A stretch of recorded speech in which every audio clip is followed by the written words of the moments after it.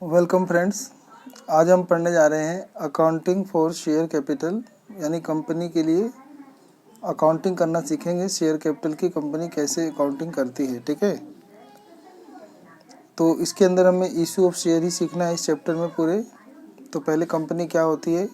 A company is an incorporated association, is an artificial person created by law and having a separate legal entity with a perpetual succession and a common seal. तो company जो होती है वो कानून के तहत बनाई जाती है। ये एक आर्टिफिशियल पर्सन होती है कंपनी। इसका निर्माण कानून करती है। इसकी एक अलग पहचान होती है इसके ओनर से, और इसका जो जीवन होता है वो परपेचुअल सक्सेशन होता है, यानी इसका जीवन बहुत लंबा होता है। इसके पास एक कॉमन सील भी होती है, ठीक है। मतलब एक सार मुद्रा होती है, इनकी अपनी एक कॉमन सील होती है, ठीक है। जैसे आपने भेल कंपनी का देखा होगा। तो कंपनी क्या करती है इस केस में, कंपनी ना पब्लिक से पैसा इकट्ठा करती है।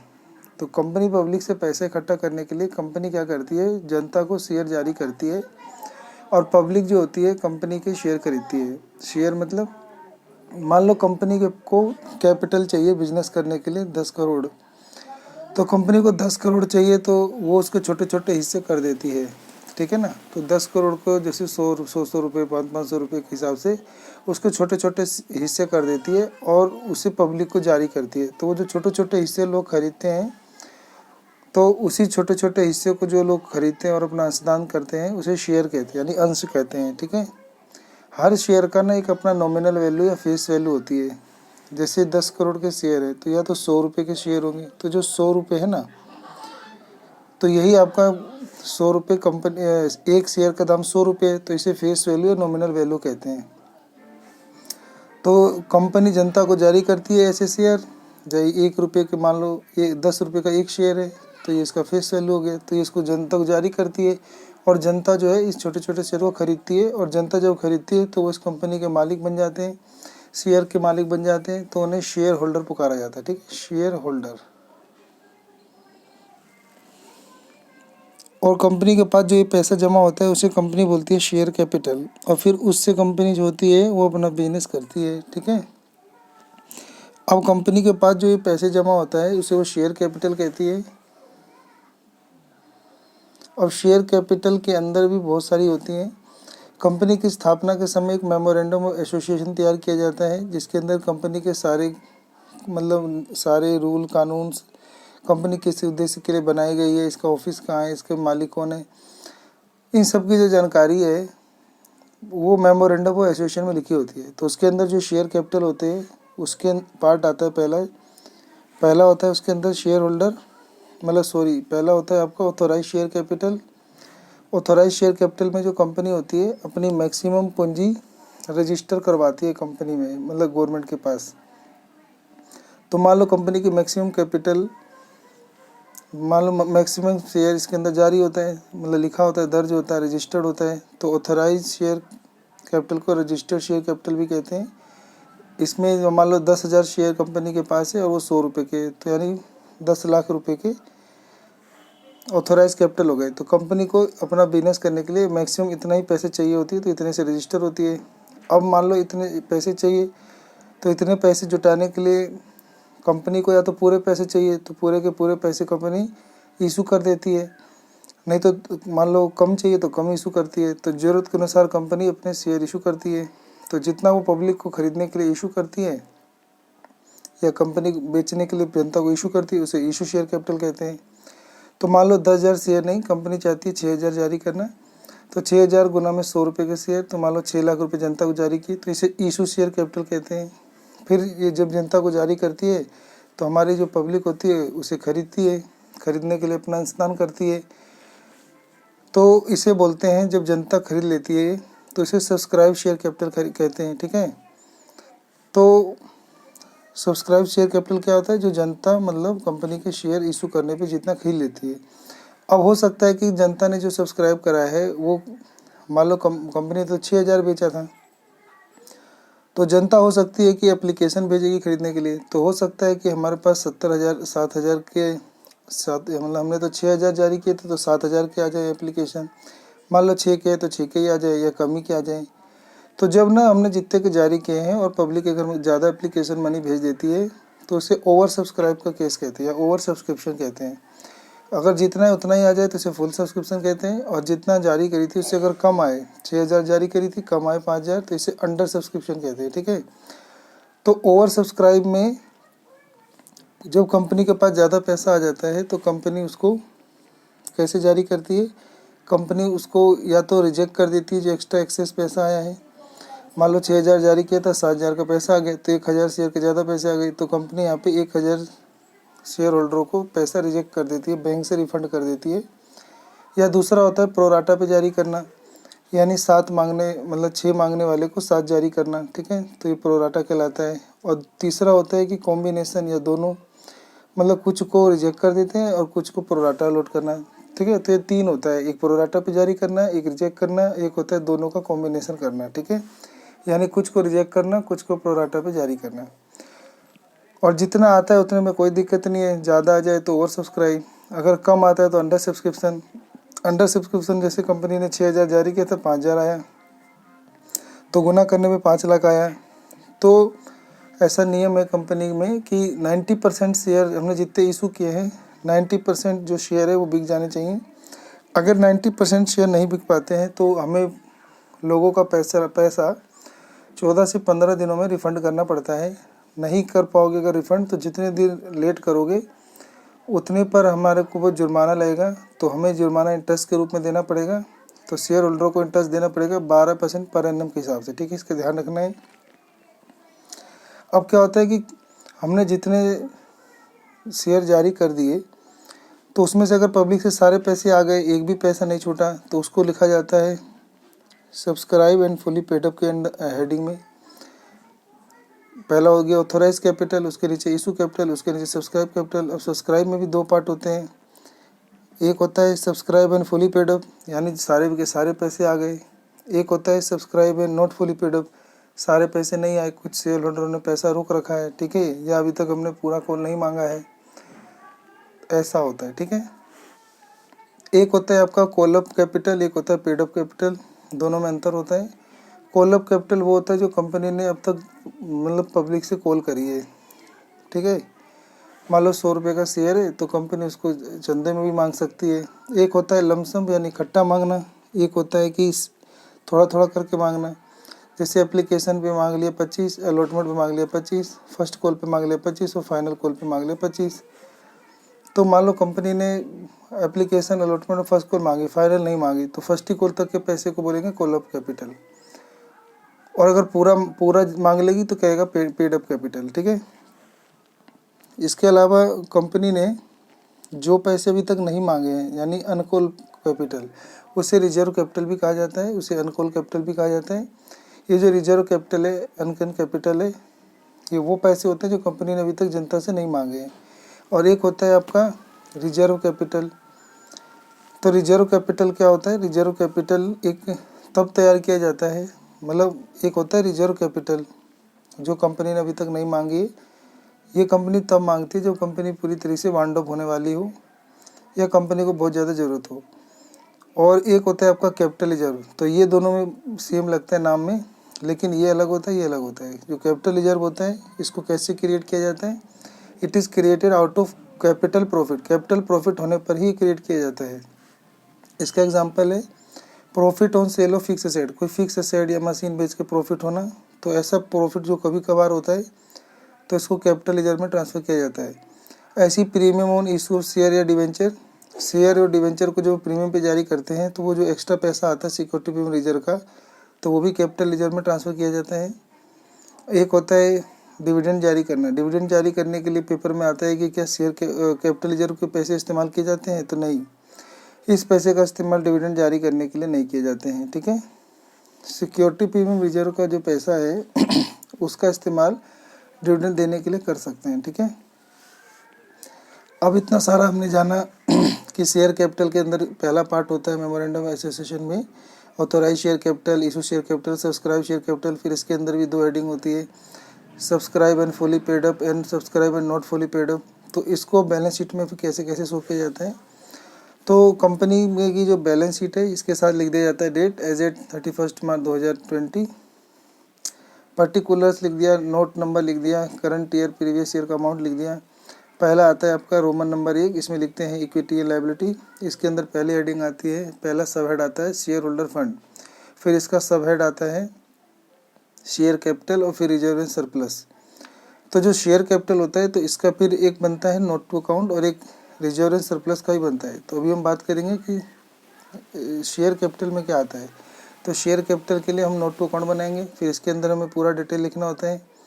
जैसे कि आपको लिखना होता है पर्टिकुलर्स और रुपीज़, फिर पर्टिकुलर में शेयर कैपिटल, फिर इसके अंदर सारे टुकड़े लिखने होते हैं। ऑथोराइज कैपिटल यानी इतने शेयर ऑफ रुपीज़ ईच, इतने रुपये ईच।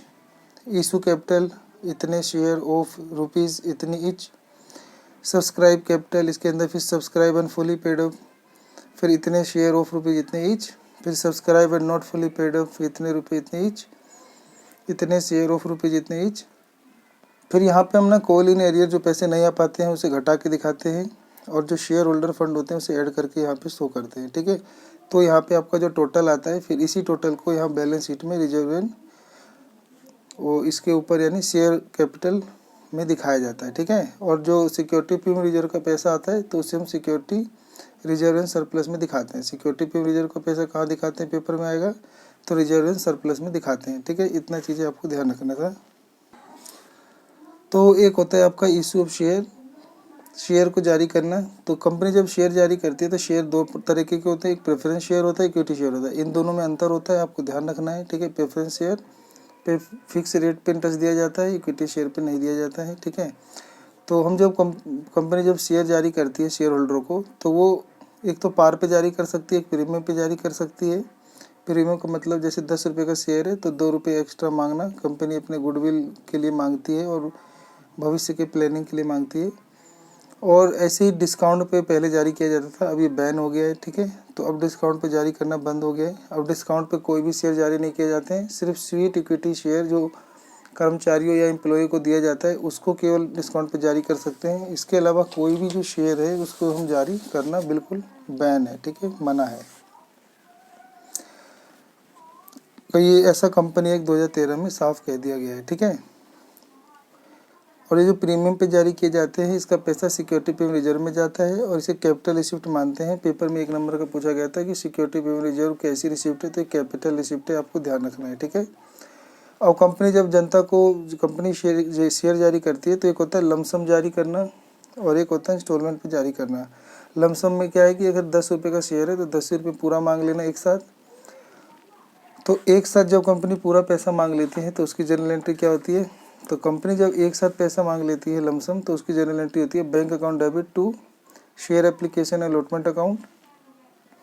और अगर पार पे अगर मांगी है तो share application and allotment account debit to share capital.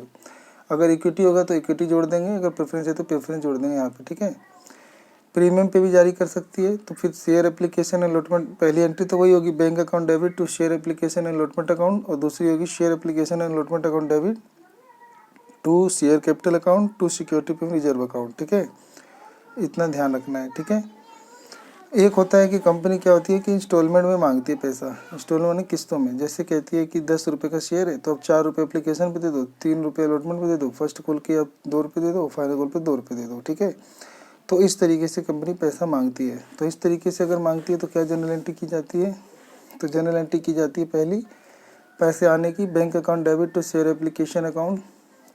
Share application account, कई बार शेयर एप्लीकेशन के साथ इक्विटी या प्रेफरेंस शेयर जोड़ना पड़ता है। अगर पर्सन में साफ लिखा होगा कि इक्विटी शेयर जारी किए तो इक्विटी शेयर एप्लीकेशन लिखेंगे, और प्रेफरेंस शेयर जारी किए तो प्रेफरेंस शेयर एप्लीकेशन। अगर दोनों जारी किए तो दोनों का अलग अलग एंट्री करनी होगी। ठीक है, पेपर में आता है कि शेयर एप्लीकेशन अकाउंट या शेयर अलॉटमेंट अकाउंट या शेयर फर्स्ट कॉल अकाउंट ये किस तरीके के अकाउंट है, इनका नेचर क्या है, तो ये पर्सनल अकाउंट है, आपको ध्यान देना है। ठीक है, 1 नंबर का पूछा गया है। इसके अलावा पहली एंट्री हो गई कि bank account debit to share application account, share application account debit to share capital account. ठीक है, शेयर कैपिटल अकाउंट में जितनी की कॉल है उतने की एंट्री करनी है। अगर 4 रुपये मांगे हैं तो अब यहाँ 4 ही रुपये की एंट्री करनी है। ठीक है, अगर मान लो पैसा ज़्यादा आ गया है उसे रिफ़ंड करना है तो टू बैंक अकाउंट कर देंगे। मतलब अगर ओवर सब्सक्रिप्शन में ज़्यादा शेयर के पैसे आ गए हैं तो टू बैंक अकाउंट करके रिफ़ंड कर देंगे। और अगर और पैसा आ गए हैं तो पर्सन में कहा होगा कि एक्स्ट्रा पैसा जो है ना वो आपको शेयर अलॉटमेंट के लिए रख लेना है। तो जो भी एक्स्ट्रा पैसा अगर आ जाता है एप्लीकेशन के समय, तो उसको हम शेयर अलॉटमेंट अकाउंट के लिए एक्सेस पैसे को एडजस्ट करने के लिए रख लेते हैं। अगर इससे भी ज़्यादा पैसा आ जाता है तो फिर या तो रिफ़ंड कर दिया जाता है बैंक से, नहीं तो वो कहेगा कि इसको अगले कॉल के लिए रख लो, तो उसको कॉल इन एडवांस अकाउंट से लिख सकते हैं, ठीक है। फिर ये 2 एंट्री के बाद तीसरा होता है कि पहले हमारे पास पैसे आए, फिर हमने यहाँ पे शेयर कैपिटल में ट्रांसफ़र किए। और यहाँ पे उल्टा होता है, पहले हम शेयर अलॉटमेंट करके पैसे शेयर कैपिटल में ट्रांसफ़र कर देंगे। कई बार जो शेयर अलॉटमेंट के साथ प्रीमियम फॉर रिजर्व का भी पैसा मांग लिया जाता है, तो प्रीमियम फॉर रिजर्व को भी इसी के साथ क्रेडिट करना पड़ता है, ठीक है। तो share allotment account debit to share capital account to security payment reserve account, अगर ये होगा तो लिखेंगे, नहीं होगा तो छोड़ देंगे, ठीक है। फिर पैसा आने की entry, bank account debit to share allotment account, अगर पूरे पैसे आ गए तो bank account debit to share allotment account. अगर कुछ पैसे नहीं आए तो call in arrear account debit कर देंगे, ठीक है। तो bank account debit, call in arrear account debit to share allotment account. अगर कुछ शेयर होल्डर पैसा नहीं देते हैं तो उसके लिए कॉल इन एरियर अकाउंट खोला जाता है, ठीक है। और फिर उनके पास 14 दिनों के लिए नोटिस भेजा जाता है कि वो पैसे जमा करा दें, ठीक है। फिर अगली entry, share first call account debit to share capital, फिर bank account debit to share first call account. और मान लो अगर कॉल इन, जो यहाँ पे कॉल इन एरियर था, तो ऐसे कुछ शेयर होल्डर ऐसे होते हैं जो ना एडवांस में पैसे भिजवा देते हैं, तो उसके लिए कॉल इन एडवांस अकाउंट को क्रेडिट करना पड़ता है, ठीक है। तो कॉल इन एरियर क्या है, पैसा नहीं आया तो डेबिट, और यहाँ पे पैसा एडवांस आ गया है तो कॉल इन एडवांस को क्रेडिट करते हैं, ठीक है। तो यहाँ पे ध्यान रखना है, अगर पैसा नहीं आया है किसी कॉल का तो call in arrear account debit to relevant call account लिख देंगे। रिलेवेंट माने फर्स्ट कॉल है तो फर्स्ट, सेकंड है तो सेकंड, और फाइनल है तो फाइनल। और फिर पैसा जिस दिन आ जाएगा तो bank account debit to call in arrear, तो कॉल इन एरियर खाता अपने आप कैंसिल हो जाएगा, ठीक है। और ऐसे अगर कॉल इन एडवांस का पैसा एडवांस आ गया है तो bank account debit to call in advance, और फिर ट्रांसफ़र कर देंगे कॉल इन, जिस दिन फिर वो कॉल की एंट्री करेंगे तो call in advance account debit to relevant call account कर देंगे। फिर पेपर में आता है कि कॉल इन एडवांस जो होता है, अगर हमारे पास पैसा अगर एडवांस आ गया है 3 महीने 4 महीने के लिए, तो शेयर होल्डरों को उस पर कितना इंटरेस्ट दिया जाता है। तो अगर किसी शेयर होल्डर के हमने कॉल इन एडवांस पैसे ले लिए हैं 3 या 4 महीने के लिए पहले ही, तो हमारे कानून में कहा गया है कि 12% पर एनम उसे इंटरेस्ट देना पड़ेगा, ठीक है। और अगर कॉल इन एरियर बाकी है तो उस पर जितने महीने के लिए बाकी था तो उस पर कितना पैसा इंटरेस्ट देना पड़ता है शेयर होल्डर को, तो 10% पर एनम उन्हें देना पड़ता है, ठीक है। फिर पेपर में आता है कि बैलेंस शीट में से कहाँ दिखाया जाता है, तो बैलेंस शीट में इसे कॉल अप कैपिटल में से घटा के दिखाया जाता है, यानी subscribe but not fully paid up में कॉल इन एरियर को लेस करके दिखाया जाता है, ठीक है। फिर ये आता है कि कॉल इन एडवांस को बैलेंस शीट में कहाँ पे शो किया जाता है, पूछा जाता है, तो हम वहाँ पे लिख देंगे कि ये कहाँ शो किया जाता है, अदर करंट लायबिलिटी में शो किया जाता है, ठीक है। इसके बाद हमने देखा कि bank account debit to share first call account to call in advance account, फिर ऐसी सेकंड कॉल मांगे तो share second call account debit to share capital account, फिर पैसा आने पे बैंक अकाउंट डेबिट, और अगर कॉल इन एडवांस एडजस्ट करना होगा तो call in advance account debit to share second call account, ठीक है। उम्मीद करते हैं कि यहाँ तक समझ में आ गया होगा। अब यहाँ पर देखा कि हमने पैसे जो है किस्तों पे जारी किए गए, ठीक है। तो एक तो लमसम की जनरल एंट्री सीख ली, एक इंस्टॉलमेंट की जनरल एंट्री सीख ली। तो मान लो शेयर होल्डर है, इसने एप्लीकेशन के दे दिए, अलॉटमेंट के दे दिए, और इसने मान लो इसके कॉल के पैसे नहीं दिए, इसके नहीं दिए, तो ये जब तक ये पैसे नहीं आए हैं तो इसे कॉल इन एरियर के नाम से जाना जाएगा, और इस पे शेयर होल्डर पे 10% पर एनम चार्ज किया जाएगा इंटरेस्ट, जो कि हमारे कंपनी के टेबल F में बताया गया है। ऐसी एक और शेयर होल्डर है, मान लो इसने ये 2 पैसे दे दिए और ये पैसे इसने एडवांस दे दिए, तो इसे कॉल इन एडवांस कहा जाएगा। फिर हमारी कंपनी को उस पर 12% पर एनम इंटरेस्ट देना पड़ता है शेयर होल्डर को। अब ये मान लो एक ऐसा शेयर होल्डर है जिसने एप्लीकेशन दे दी लेकिन आगे कोई भी कॉल नहीं दी, तो पर्सन के अकॉर्डिंग या तो इसके तुरंत बाद हम जब्त कर लेंगे, या फर्स्ट कॉल के बाद, या सेकंड कॉल के बाद, जब भी हम जब्त कर लेंगे तो ऐसे जब्त करने को बोलते हैं फॉरफिटेड ऑफ शेयर। और बाद में इस शेयर को हम रीइशू भी कर सकते हैं, और रीइशू करते समय हम उसे प्रीमियम पर भी जारी कर सकते हैं, पार पे जारी कर सकते हैं, या डिस्काउंट पे जारी कर सकते हैं, ठीक है। तो याद रहे कि रीइशू करते समय हम किसी शेयर को डिस्काउंट पे जारी कर सकते हैं, नहीं तो स्वीट इक्विटी शेयर को ही डिस्काउंट पे जारी किया जाता है, ठीक है। इसके अलावा मान लो कि ये जो फॉरफिटेड किया था तो इसके पैसे अगर नहीं आए तो फॉरफिटेड करने की जनरल एंट्री क्या होगी, ठीक है।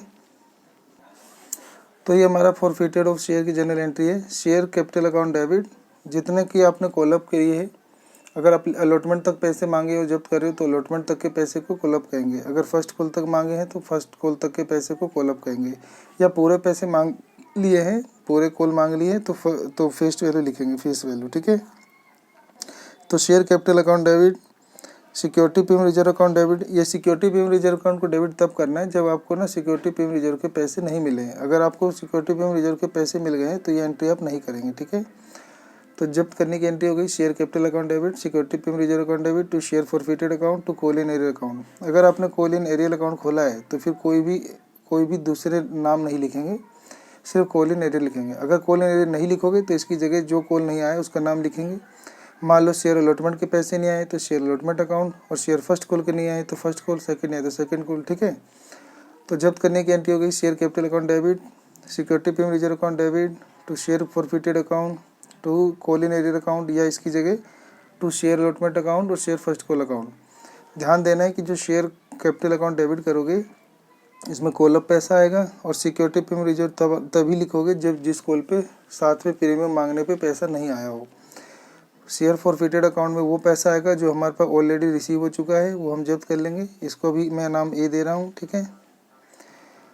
फिर ये जो भी पैसा नहीं आया है, amount due but not paid on allotment या amount due but not paid on call, इसके हिसाब से यहाँ पे लिखना पड़ता है, ठीक है।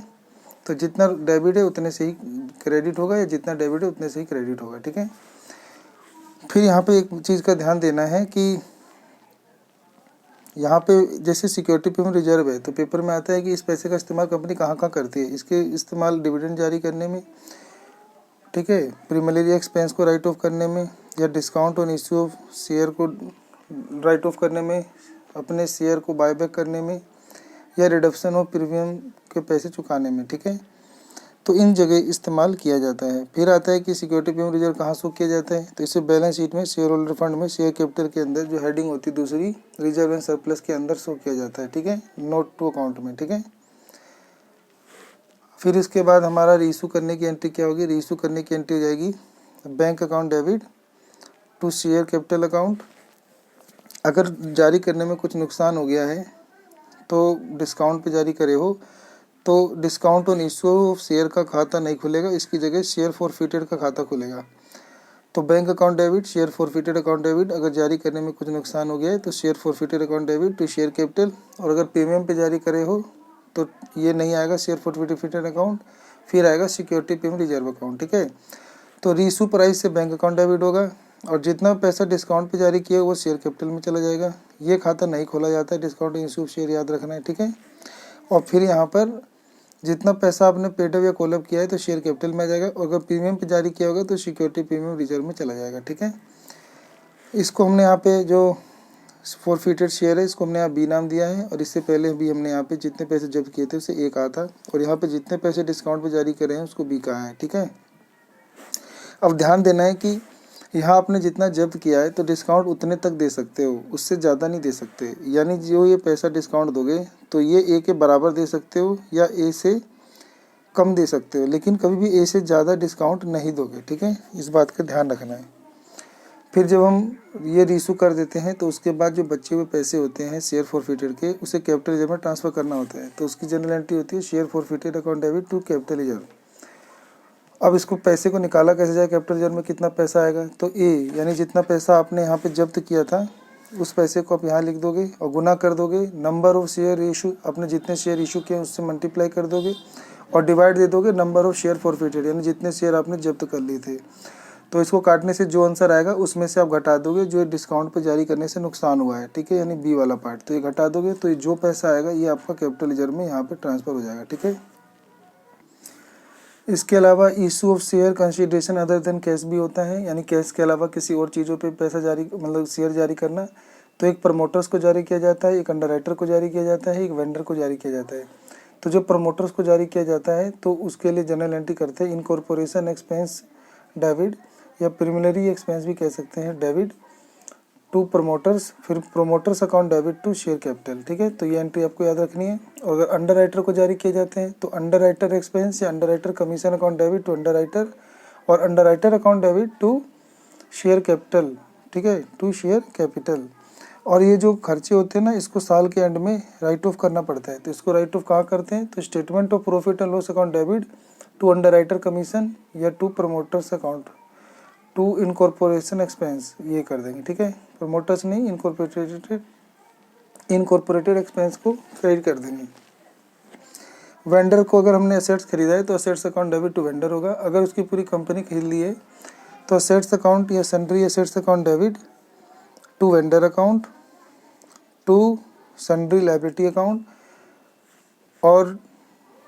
और इसके बाद हमें चेक करना होता है कि परचेज कंसिडरेशन कितना है। परचेज कंसिडरेशन यानी कितने में तय हुआ है, वो वेंडर के खाते में चला जाएगा। तो मान लो sundry assets account debit to vendor account यानी परचेज कंसिडरेशन जितना हुआ उतने से, और टू सन्ड्री लायबिलिटी। अब क्या होगा कि जो परचेज कंसिडरेशन आप चेक करोगे कि आपका सन्ड्री असेट्स कितना है, उसमें से घटा दोगे सन्ड्री लायबिलिटी। तो सन्ड्री असेट्स में से सन्ड्री लायबिलिटी घटाने से जो रकम आएगा उसे परचेज कंसिडरेशन कहते हैं या नेट असेट्स कहते हैं।